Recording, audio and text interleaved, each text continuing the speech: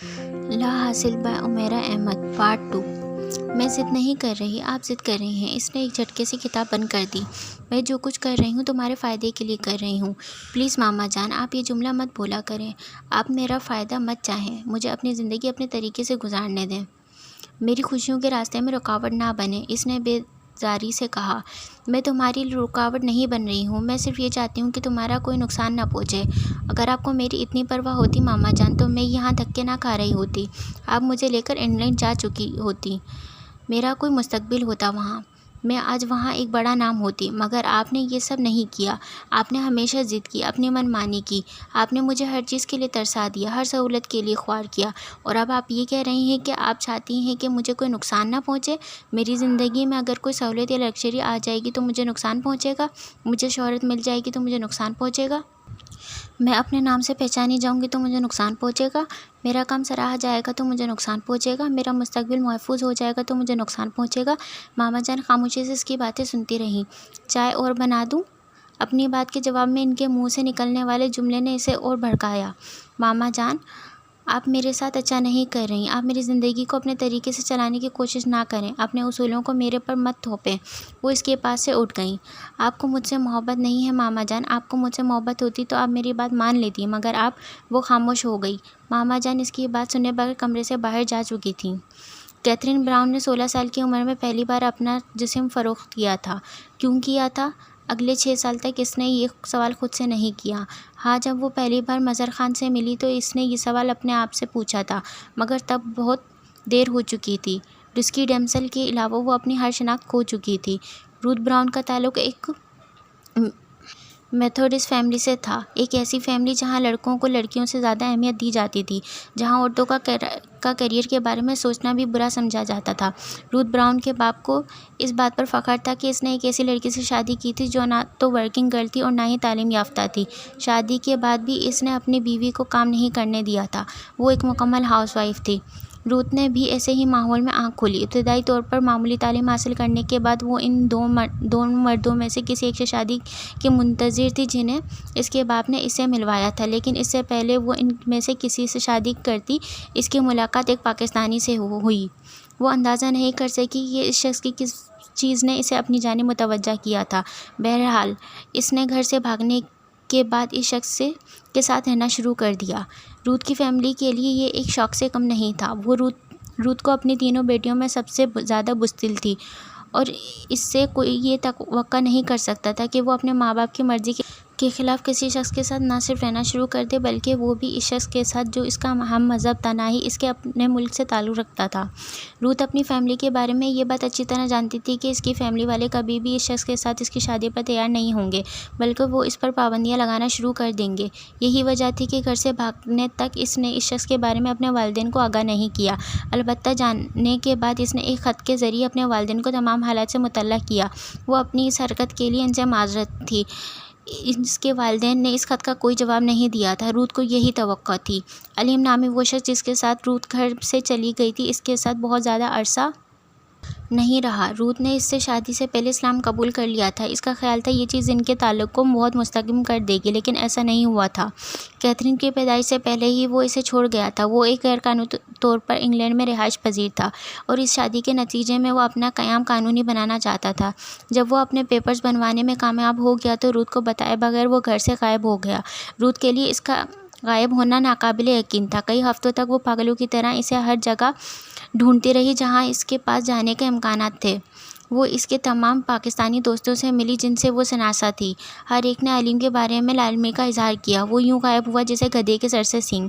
بہت آہستہ آہستہ اسے احساس ہونا شروع ہو گیا کہ اسے دھوکہ دیا گیا ہے، خوبصورت اور کمال مہارت کے ساتھ، اور وہ کبھی علیم سے دوبارہ نہیں مل سکے گی کیونکہ وہ اس سے ملنا نہیں چاہتا، اور اس کے تمام دوست اس کے ٹھکانے کے بارے میں اسی طرح لاعلمی کا اظہار کرتے رہیں گے۔ وہ جاننے کے باوجود علیم تک پہنچنے میں اس کی کبھی مدد نہیں کریں گے۔ وہ اٹلی چلا گیا ہے، وہ اسپین چلا گیا ہے، وہ فرانس منتقل ہو گیا ہے، وہ پاکستان جا چکا ہے۔ وہ ساری عمر اس کے بارے میں ان کے منہ سے یہی جملے سنتی رہے گی۔ روتھ اس وقت صرف 21 سال کی تھی۔ اس کی پوری زندگی کی عمارت ایک ہی جھٹکے میں زمین پر آ گری تھی۔ وہ نہ اپنی فیملی کے پاس واپس جا سکتی تھی، نہ ہی اکیلے رہ سکتی تھی، مگر اسے زندہ رہنے کے لیے کچھ نہ کچھ کرنا تھا۔ کیتھرین کی پیدائش سے کچھ ہفتے پہلے روتھ کے باپ کی ڈیتھ ہو گئی۔ اس کے لیے ایک نعمت غیر مترقبہ تھی۔ باپ کے ہوتے ہوئے وہ کبھی واپس اپنی فیملی کے پاس جانے کا سوچ بھی نہیں سکتی تھی، کیونکہ اس کا باپ اس کی شکل تک دیکھنا نہیں چاہتا تھا۔ لیکن باپ کی وفات کے بعد اس کی ماں نے کچھ تامل کے بعد اسے واپس اپنے گھر میں رہنے کی اجازت دے دی تھی۔ اس کی ماں اکیلی ہی اس گھر میں رہتی تھی۔ روتھ کے تمام بڑے بہن بھائی شادی شدہ اور دوسرے شہروں میں رہائش پذیر تھے۔ کیتھرین نے اپنی پیدائش سے وہ سنبھالنے تک اپنے گھر میں صرف 2 عورتیں دیکھیں، اپنی نانی اور ماں، اور اس نے ان عورتوں کو ہمیشہ آپس میں لڑتے جھگڑتے ہی دیکھا تھا۔ اس کی ماں روتھ بے تحاشا شراب نوشی کرتی۔ وہ ساری رات کسی بار میں کام کرتی اور صبح گھر پر شراب پیتی رہتی۔ کیتھرین کی نانی نے ہی اس کی پرورش کی اور اپنی ماں کے ساتھ ہونے والے حادثے کے بارے میں بھی اس کی نانی نے ہی اسے بتایا تھا۔ کیتھرین کبھی یہ جان نہیں پائی کہ اس کی ماں اس سے محبت کرتی ہے یا نفرت۔ روتھ کے ساتھ اس کا تعلق بہت سرسری سا تھا۔ صرف اسی کے ساتھ نہیں، روتھ کا ہر ایک سے تعلق بہت سرسری اور رسمی ہو گیا تھا۔ وہ علیم کو کبھی اپنے ذہن سے نکال ہی نہیں سکی اور علیم کے بعد وہ اپنی زندگی کو کبھی سنبھال نہیں پائی۔ بعض دفعہ وہ کیتھرین کو اپنے ساتھ کہیں باہر لے جاتی یا راستے میں اگر کوئی مسلم یا ایشیائی نظر آتا تو وہ بلند آواز میں اسے گالیاں دینے چلی لگتی اور چلانے لگتی، پھر اس پر تھوک دیتی۔ کیتھرین کو اپنی ماں کے ساتھ باہر جانے سے خوف آتا تھا۔ وہ اس ہنگامے سے ڈرتی تھی جو اس کی ماں کہیں بھی کھڑا کر دیتی۔ اس کی ماں نے علیم سے شادی سے پہلے اسلام قبول کیا تھا، مگر علیم کے جانے کے بعد مسلمان رہی، نہ ہی کرسچن۔ کیتھرین نے اپنی 16 سالہ زندگی میں اسے کبھی عبادت کرتے نہیں دیکھا۔ "There is no God"، خدا کا کوئی وجود نہیں تھا، وہ یہ جملہ تھا جو اس نے روتھ کے منہ سے بار بار سنا، اور خود اپنی نانی کے ساتھ چرچ میں بیٹھے ہوئے بھی یہ جملہ اس کے ذہن میں چکراتا رہتا تھا۔ وہ بچپن سے اپنے مسلمان اور پاکستانی باپ کے بارے میں بہت کچھ سنتی رہی تھی۔ جب روتھ بہت زیادہ شراب نوشی کر لیتی تب وہ خوب چلاتی اور مسلمانوں کو گالیاں دیتی۔ جب نانی روتھ کو اس حالت میں دیکھتی تو وہ بھی یہی کرتی، اور کیتھرین اس وقت جب چپ چاپ اپنے بستر میں لیٹی رہتی۔ وہ نہیں جانتی تھی اسے اپنے باپ سے نفرت تھی یا نہیں، اور اگر کبھی وہ اس کے سامنے آ جاتا وہ کیا کرتی، مگر یہ چیز بہت واضح تھی، اسے اسلام اور پاکستان کے بارے میں بہت زیادہ دلچسپی ہو گئی تھی۔ شاید ایسا لاشعوری طور پر تھا، یا پھر وہ جان بوجھ کر اس چیز کو پسند کرنے لگی تھی جو اس کی ماں اور نانی کو ناپسند تھی۔ 13 سال کی عمر میں اس کی نانی کی ڈیتھ ہو گئی، اور تب کیتھرین کو پہلی بار اپنی زندگی کی مشکلات کا اندازہ ہوا۔ گھر، فیملی، پراپرٹی، روتھ سمیت تمام بہن بھائیوں نے اسے بیچ کر رقم آپس میں بانٹ لی۔ روتھ اسے لے کر کرائے کے جس اپارٹمنٹ میں آئی تھی وہ ہولناک جگہ تھی، سرداد تاریک۔ وہ ان عمارتوں میں سے ایک تھی جو آہستہ آہستہ خالی کی جا رہی تھی۔ روتھ شراب نوشی کے بعد بچنے والی رقم سے اس سے بہتر جگہ نہیں پا سکی تھی، اور کیتھرین کو اس جگہ سے خوف آتا تھا۔ یہ عمارت اس کے اسکول سے اتنی دور تھی کہ کیتھرین نے اسکول چھوڑ دیا، اور یوں بھی وہ ایک اوسط درجے کی طالبہ تھی۔ روتھ اگر دلچسپی لیتی تو اسے کسی قریبی اسکول میں داخل کروایا جا سکتا تھا، اور پھر شاید کیتھرین اپنی ابتدائی تعلیم مکمل کر لیتی، مگر روتھ کی شراب نوشی ان دنوں اپنے عروج پر پہنچی ہوئی تھی۔ آہستہ آہستہ گھر میں فاقوں کی نوبت آنے لگی، اور تب ہی پہلی بار کیتھرین نے گھر سے نکل کر کچھ کرنے کا فیصلہ کیا۔ چند ماہ اس نے ایک فیکٹری میں پیکنگ ڈپارٹمنٹ میں کام کیا، اور پھر روتھ بیمار ہو گئی۔ کیتھرین نے وقتی طور پر اس کی دیکھ بھال کر کے وہ جاب چھوڑ دی۔ اس کا خیال تھا بہت جلد روتھ ٹھیک ہو کر بار جوائن کر لے گی اور وہ اپنے لیے کوئی اور جاب ڈھونڈ لے گی، مگر ایسا نہیں ہوا۔ روتھ دوبارہ کبھی ٹھیک نہیں ہو سکی۔ اسے معدے کا کینسر تھا، اور جب تک اس کی تشخیص ہوئی اس کی بیماری آخری اسٹیج پر جا چکی تھی۔ اس کی بیماری کے دوران ہی اسے ایک بار کی جاب سے فارغ کر دیا۔ کیتھرین نے 6 ماہ کے عرصے میں اپنی ماں کے وجود کو گوشت پوش سے ہڈیوں میں تبدیل ہوتے دیکھا تھا۔ وہ سارا وقت درد سے کراتی رہتی تھی، اور جب وہ پین کلر کے زیر اثر ہوتی تو وہ صرف ایک ہی جملہ بولتی رہتی: "اس نے مجھے برباد کر دیا"۔ کیتھرین میں کبھی اتنی ہمت نہیں ہوئی کہ وہ اس سے پوچھتی کس نے۔ وہ جانتی تھی اس کی ماں کو کس نے برباد کیا تھا۔ 6 ماہ کے عرصے میں وہ اپنی ماں کی جتنی دیکھ بھال کر سکتی تھی اس نے کی۔ شاید وہ کسی نہ کسی طرح اپنی ماں کو یقین دلانا چاہتی تھی کہ وہ اپنے باپ کی طرح نہیں ہے، اور اپنی رگوں میں اس کا خون اور اپنے چہرے پر اس کی مشابہت رکھنے کے باوجود وہ روتھ براؤن کو اس طرح چھوڑ کر نہیں جائے گی۔ وہ نہیں جانتی تھی اس کی خدمت نے اس کی ماں کی تکلیف کو کتنا کم کیا یا بڑھایا، مگر وہ آخری دنوں میں کچھ بھی کہنے بغیر خاموشی سے اس کا چہرہ دیکھتی رہتی تھی۔ کمرے میں کام کرتے ادھر ادھر جاتے کیتھرین اس کی نظروں کو مسلسل خود پر ٹکے ہوئے پاتی تھی۔ 37 سال کی عمر میں جس وقت رود کا انتقال ہوا، اس وقت کیتھرین کی عمر صرف 16 سال تھی۔ ماں کی وفات کے چند دن بعد اس نے اسی بار میں کام کرنا شروع کر دیا جس بار میں اس کی ماں کام کرتی تھی۔ 6 ماہ کے اس عرصے میں جب وہ رود کی دیکھ بھال سے مستقل طور پر گھر پر رہی، اس کی مالی حالت بہت کمزور ہو گئی تھی۔ اس پر گھر کے کرائے سمیت بہت سے واجبات اکٹھے ہو گئے تھے۔ بار میں کام کرنے کے ساتھ ساتھ وہ دن میں ایک اور جگہ کام کرتی ہے، مگر اس کے باوجود وہ اپنے سر پر موجود قرض نہیں اتار پا رہی تھی۔ انہی حالات میں اپنے ساتھ بار میں کام کرنے والی ایک لڑکی کے مشورے پر وہ پہلی بار ایک گاہک کے ساتھ گئی۔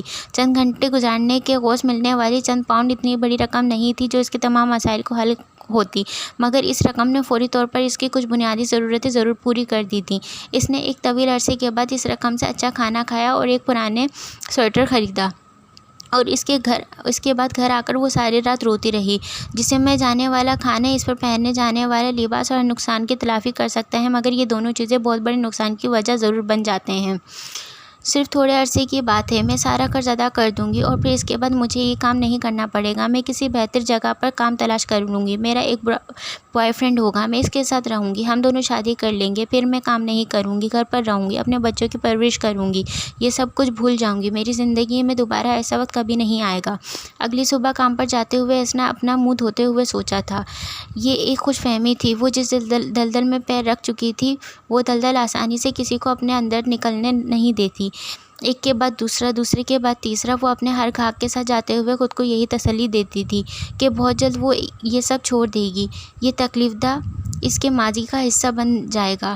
1 سال کے عرصے میں وہ خود پر واجب الادا قرض اتارنے کے بعد کامیاب ہو گئی، مگر تب تک وہ اس علاقے میں اسی ریپوٹیشن کھو چکی تھی، وہ اپنی اسی حوالے سے پہچانی جاتی تھی جس حوالے کو وہ بھلا دینا چاہتی تھی۔ اس نے بار چھوڑ کر ایک اسٹور میں سیلز گرل کے طور پر کام کرنا شروع کر دیا، مگر اس کا ماضی اس کے ساتھ سفر کر رہا تھا۔ ہر جگہ اسے کوئی نہ کوئی ایسا شخص ضرور مل جاتا جو اس کے پرانے پیشے کے بارے میں اچھی طرح جانتا ہو۔ یکے بعد دیگر اسے بہت سی جگہوں سے نکالا گیا۔ اسے اچھی طرح اندازہ ہو گیا تھا کہ اس علاقے میں رہتے ہوئے وہ اب کسی باعزت زندگی کا خواب دیکھ سکتی، نہ ہی کسی بوائے فرینڈ کا۔ کیتھرین نے وہ شہر چھوڑ دینے کا فیصلہ کیا، مگر اس شہر کو چھوڑ دینے سے پہلے اس کے ساتھ ایک ایسا حادثہ ہوا جس نے اس کے سارے فیصلے بدل دیے۔ تاریکی میں اپنے پیروں کو سیڑھیوں کو ٹٹولتے ہوئے وہ اوپر کی طرف جا رہی تھی۔ سیڑھیاں بہت ہموار اور چکنی تھیں۔ وہ پیروں سے ان کی لمبائی اور چوڑائی کو ناپتے ہوئے آگے بڑھ رہی تھی۔ اس نے سیڑھیوں پر قدم رکھتے ہوئے سیڑھیوں کی ساخت کے بارے میں سوچنا شروع کر دیا تھا۔ اس کا خیال تھا وہ سیڑھیاں ماربل کی ہیں۔ اس کا سفر جاری تھا۔ ٹھنڈی ہوا کے جھونکے کی طاقت میں اضافہ ہوتا جا رہا تھا۔ اس رات وہ گھر واپس آیا۔ اپنے بیڈ روم میں آ کر وہ ٹائی کھول رہا تھا جب ملازم اندر آیا۔ اس کے ہاتھ میں اخبار میں لپٹی ہوئی کوئی چیز تھی۔ بیگم صاحب نے آپ کے لیے یہ بھجوائی ہے، ڈرائیور دوپہر کو دے کر گیا تھا۔ کیا ہے؟ وہ حیران ہوا۔ پتہ نہیں، میرا خیال ہے کوئی تصویر ہوگی۔ ملازم نے وہ چیز اس کی طرف بڑھاتے ہوئے کہا۔ تصویر؟ ذیل الجھا، پھر اس کے ذہن میں جھمکا ہوا۔ وہ ڈوری کاٹنے لگا۔ اسے یاد آ گیا، یقیناً اس آرٹسٹ کی بنائی ہوئی پینٹنگ ہوگی جس کے بارے میں اس نے ممی کو تاکید کی تھی۔ اس نے اخبار ہٹایا اور مہوت ہو گیا تھا۔ بے اختیار اس کے چہرے پر ایک مسکراہٹ نمودار ہوئی۔ اسے یوں لگا جیسے اس کی تھکن ایک دم کہیں غائب ہو گئی ہے۔ اس نے تصویر کو اٹھا کر ایک کرسی کے ہتھوں پر ٹکا دیا اور خود دور بیٹھ کر اسے دیکھنے لگا۔ فریم کے بغیر بھی وہ تصویر اس کے کمرے میں بہت نمایاں لگ رہی تھی۔ تصویر کا ایک بلیک بیک گراؤنڈ اس بار بھی سیاہ تھا اور یوں لگ رہا تھا جیسے وہ سیاہ رنگ آسمان کو ظاہر کر رہا ہے۔ مٹیالے رنگ کی زمین دکھائی دے رہی تھی جس میں جگہ جگہ دراریں تھیں۔ ایسا لگتا جیسے خشک سالی کی وجہ سے زمین پھٹنا شروع ہو گئی تھی۔ اس زمین کے بالکل درمیان میں بہت گھنی بیل بل کھاتی ہوئی اوپر آسمان کی طرف جاتی نظر آ رہی تھی۔ وہ بیل زمین میں پیوست تھی، مگر زمین سے کچھ اوپر اس بیل پر ایک بھی پتا نہیں تھا۔ صرف بیل کی آپس میں لپٹی ہوئی برہنہ شاخیں نظر آ رہی تھیں۔ پھر کچھ اوپر چند چھوٹے چھوٹے تازہ سبز پتے نظر آنے لگے، اور جوں جوں بیل آسمان کی طرف جا رہی تھی پتوں کی تعداد اور سائز بڑھتا گیا۔ سازا سبز کلر گہرا ہو گیا تھا۔ یوں لگ رہا تھا اوپر آسمان سے کوئی سفید روشنی اس بیل کے اوپر پڑی تھی اور جہاں تک وہ روشنی پہنچ رہی تھی وہاں تک بیل سبز ہو گئی تھی، یا پھر شاید اس روشنی کی وجہ سے بیل نیچے سے اوپر کے بجائے اوپر سے نیچے کی طرف شاداب ہونا شروع ہو گئی تھی۔ سیاہ گراؤنڈ میں اوپر سے بیل کے سبزے کھلنے، پتوں کے پرانی والی شاخیں، دودھیا روشنی اور سبز پتوں کے دو مختلف شیڈز نے اس تصویر میں کوئی عجیب سا تاثر پیدا کر دیا تھا۔ زلیخا اٹھ کر تصویر کے پاس گیا اور اس کا کیپشن دیکھنے لگا، بلیو، ایمان۔ وہ کھڑا ہوا۔ ایک بار پھر اس نے تصویر اور کیپشن کا آپس میں تعلق واضح کرنے کی کوشش کی۔ خواہش اور ایمان کیا ہے؟ یہ معروف یا علم وجود؟ مسکرانے لگا۔ بیڈ پر پڑا ہوا موبائل اٹھا کر اس نے ممی کا نمبر ملایا۔ سلام دعا کے بعد نوزاد نے اس سے تصویر کے بارے میں پوچھا۔ Mummy thank you very much, مجھے مل گئی ہے۔ کیسی لگی تمہیں؟ ممی یہ میں نہیں بتا سکتا، ہر چیز کی تعریف کرنا ممکن نہیں ہوتا، مگر میں چاہتا ہوں کہ آپ پینٹر کا پتہ کریں۔ میں مسز سیمی سے بات کروں گی، انہیں پتہ ہوگا یہ کس پینٹنگ کہاں سے آئی ہے۔ اس کی قیمت کیا تھی؟ وہی 2000 روپے، آج ہی لے کر آئی ہوں میں، نوزاد نے بتایا۔ یہ انتہائی افسوسناک ہے۔ یہ آرٹسٹ کیا کر رہا ہے اپنے کام کے ساتھ؟ کوڑیوں کو بھاؤ بیچ رہا ہے۔ بڑی سے بڑی پینٹنگ بھی کسی آرٹ گیلری میں رکھی ہو تو اچھی قیمت لگ جاتی ہے اس کی، اور یہ تو بہت آؤٹ اسٹینڈنگ کام ہے۔ زلیخا کو واقعی افسوس ہو رہا تھا۔ ہو سکتا ہے کوئی فائنینشیل کرائسس ہو، اس لیے وہ اس طرح اپنی تصویر بیچ رہا ہو۔ آرٹ گیلریز والے تو تمہیں پتہ ہے کسی چھوٹے موٹے آرٹسٹ کو کہاں پوچھتے ہیں اور پھر نقد رقم کہاں دیتے ہیں، جب بکتی ہے تبھی ادائیگی کرتے ہیں، نوزاد نے تفصیل سے بتایا۔ بہرحال آپ مجھے آرٹسٹ کا پتہ بتائیں۔ ٹھیک ہے، صبح مسز سیمی سے بات کروں گی، نوزاد نے کہا۔ زلیخا نے خدا حافظ کہہ کر موبائل بند کر دیا۔ وہ ایک بار پھر اس تصویر کو دیکھنے لگا۔ نوزاد نے دوسرے دن مسز سیمی سے بات نہیں کی، وہ بھول گئی تھی زلیخا نے ان سے کوئی کام کہا ہے۔ دوسری طرف زلیخا کو بھی انہی دنوں سنگاپور جانا پڑا۔ وہاں سے وہ فیکٹری کے کچھ مشینز خریدنے کے لیے کوریا چلا گیا۔ 1.5 ماہ بعد جب وہ واپس آیا تو IPB کی طرف سے بیرون ملک ہونے والے کچھ تجارتی میلوں کی تاریخیں آ چکی تھیں۔ وہ ان میں مصروف ہو گیا۔ وہ 2 تصویریں مکمل طور پر اس کے ذہن سے نکل گئی تھیں۔ کلب میں دوبارہ کوئی پینٹنگ نہیں آئی جسے نوزاد خریدتی اور زلیخا کو دوبارہ وہ آرٹسٹ یاد آتا۔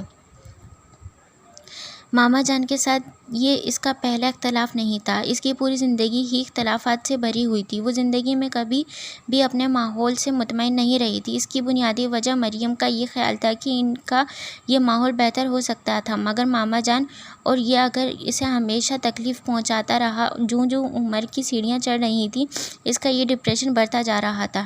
اسے خود سے وابستہ ہر چیز سے نفرت تھی، اپنے ماحول سے، اپنے گھر سے، وہاں موجود چیزوں سے، اس محلے کے لوگوں سے، ان ٹوٹی گلیوں سے، اسے اپنے سبزی پھل فروش باپ کی اس دکان سے جو اس کے گھر سے راستے میں آتی تھی۔ وہاں سے گزرتے ہوئے اس کی ہتھیلیوں میں پسینہ آتا اور چہرہ سرخ ہو جاتا۔ اس نے وہاں سے گزرتے ہوئے کبھی سر اٹھا کر اس دکان پر موجود شخص کو دیکھنے کی کوشش نہیں کی۔ وہ جہاں تعلیم حاصل کرنے جاتی تھی وہاں اس کے باپ کا یہ پیشہ کتنے لوگوں کو قہقہے لگانے پر مجبور کر سکتا تھا، وہ اندازہ کر سکتی تھی۔ میں ان میں سے نہیں ہوں، میں ان میں سے نہیں ہوں ہی نہیں۔ وہ ہر دفعہ اس محلے سے، اس دکان کے سامنے سے گزرتے ہوئے ایک منتر کی طرح یوں یہ لفظ دہراتی رہتی جیسے کسی جادو کے لیے کوئی توز کر رہی ہو۔ پھر جب اس کے باپ کی وفات ہو گئی تو اسے اپنے اندر ایک بہت کمینہ سا اطمینان محسوس ہوا۔ کم از کم اسے شرمندہ کرنے والی چیز میں سے کسی ایک کی کمی ہوئی تھی۔ اب کبھی اسے اس دکان کے سامنے سے گزرتے ہوئے اس طرح سر جھکانا نہیں پڑے گا، کیونکہ اس سبزی کی دکان کے ساتھ اس کا کوئی تعلق نہیں رہا تھا، مگر اس کے لیے قابل اعتراض چیزوں کی لسٹ بہت لمبی تھی، اور شاید یہ لسٹ لمبی ہی رہتی اگر NCA میں گریجویشن کے آخری سال اسے ان تمام چیزوں سے فرار کا موقع اپنے سامنے نظر آنا نہ شروع ہو جاتا۔ اس کی زندگی میں بہت غیر معمولی حالات میں ایک شخص آ گیا تھا، اور اس شخص کی آمد نے اس کے لیے ہر چیز کو بدل کر رکھ دیا۔ کیا بندہ ہے یار! عائزہ ڈرائنی کی آواز میں رشک تھا یا ستائش، مریم کو اندازہ نہیں ہوا، لیکن اس کی گردن موڑ کر ادھر ضرور دیکھا تھا جس سمت وہ دیکھ رہی تھی۔ ان سے 6 فٹ کے فاصلے پر نیو بلٹی شرٹ اور سیاہ جینس میں ملبوس ایک دراز کا شخص نائلہ حبیب اور صوفیہ کے ساتھ باتوں میں مشغول تھا۔ ویری گڈ لکنگ یار، ماریہ نے ہلکی سی سیٹی کے ساتھ عائزہ کی بات کی تائید کی۔ مریم نے اپنے دل میں اعتراف کیا، ان دونوں کی تعریف بیجا نہیں تھی۔ وہ شخص واقعی بہت ہینڈسم تھا۔ NCM میں وہ روز ایسے بہت سے چہرے اور لوگوں کو دیکھتی تھی جنہیں بار بار دیکھنے کو دل چاہتا تھا، یا پھر جن پر نظر بے اختیار ٹک جاتی تھی، مگر اس شخص میں خوبصورتی کے علاوہ وقار بھی تھا۔ اس کے کھڑے ہونے کا اندازہ، چہرہ اور ہاتھوں کی حرکت میں عجیب سا ٹھہراؤ تھا۔ مریم نے اس کے چہرے سے نظر ہٹا لی۔ وہ ایک بار پھر اپنے ہاتھ میں پکڑی ہوئی اسائنمنٹ دیکھنے لگی، مگر ایسا احساس ہوا تھا کہ اب یہ کام ممکن نہیں رہا۔ اس کی توجہ بری طرح بٹ چکی تھی۔ صوفیہ علی دنیا کی خوش قسمت ترین لڑکی ہے، عائزہ دراونی نے بالآخر ایک گہری سانس لیتے ہوئے کہا۔ کیوں؟ یہ اچانک اس کی خوش قسمتی کا انکشاف کیسے ہوا تم پر؟ ماریہ نے اس بار پھر چپس کھانے شروع کر دیے۔ اگر کالج میں 20 اچھے چہرے ہوں گے اور ان میں سے 19 صوفیہ کے دیوانے ہوں گے تو یقیناً اسے خوش قسمتی کا علاوہ اور کیا کہا جا سکتا ہے؟ عائزہ درانی نے چپس کے پیکٹ میں ہاتھ ڈالتے ہوئے کہا۔ اور اس سے بھی دردناک بات یہ ہے کہ اس کالج میں آنے والا ہر ہینڈسم شخص کسی نہ کسی حوالے سے صوفیہ سے منسلک ہوتا ہے۔ اب اسی شخص کو دیکھ لو تم، میں آج پہلی بار اسے دیکھا ہے، اور وہ بھی صوفیہ کے ساتھ۔ ماننا پڑے گا یار، صوفیہ میں کوئی ایسی بات ہے جس نے اسے ہیلن آف ٹرائر بنایا ہوا ہے۔ کالج بھرا ہوا ہے خوبصورت لڑکیوں سے، مگر صوفیہ ہے۔ اگر کالج میں بیوٹی کانٹیسٹ ہو تو مجھے یقین ہے کہ ٹائٹل صوفیہ ہی جیتے گی۔ عائزہ دراونی بڑے کھلے دل سے صوفیہ کی تعریف کر رہی تھی۔ مریم کے لیے اسائنمنٹ کو دیکھنا اور بھی مشکل ہوتا جا رہا تھا۔ ابھی بھی دیکھو کس قدر مشکل ہے اس بندے سے صوفیہ کے لیے چہرہ سے نظر ہٹانا، عائزہ ایک بار پھر کہہ رہی تھی۔ مریم نے سر اٹھا کر ان دونوں کی طرف دیکھا۔ وہ شخص صوفیہ پر نظریں جمائے ہوئے تھا۔ وہ واقعی کسی اور چیز کی طرف متوجہ نہیں تھا۔ ویسے مجھے لگ رہا ہے میں نے اس شخص کو پہلے کہیں دیکھا ہے، مگر کہاں؟ عائزہ نے اچانک کچھ سوچتے ہوئے کہا۔ کمال ہے، تمہیں بھی یہی لگ رہا ہے؟ مجھے بھی یہی محسوس ہوا جیسے میں اسے پہلے کہیں دیکھ چکی ہوں، ماریہ نے کہا۔ کیوں مریم، تمہیں بھی ایسا لگ رہا ہے جیسے تم اس شخص کو پہلے دیکھ چکی ہو؟ اس بار عائزہ نے مریم کو مخاطب کیا۔ وہ تینوں کالج کے کوریئر کی سیڑھیوں میں بیٹھی ہوئی تھیں۔ پتہ نہیں، اس نے مختصر سا جواب دیا اور ایک بار پھر اپنی توجہ اسائنمنٹ پر کر لی۔ یہ ناول ابھی جاری ہے۔ اگر آپ کو پسند آیا پلیز ہمیں کامنٹ سیکشن میں ضرور بتائیں اور ہمارے چینل کو سبسکرائب کریں۔ شکریہ۔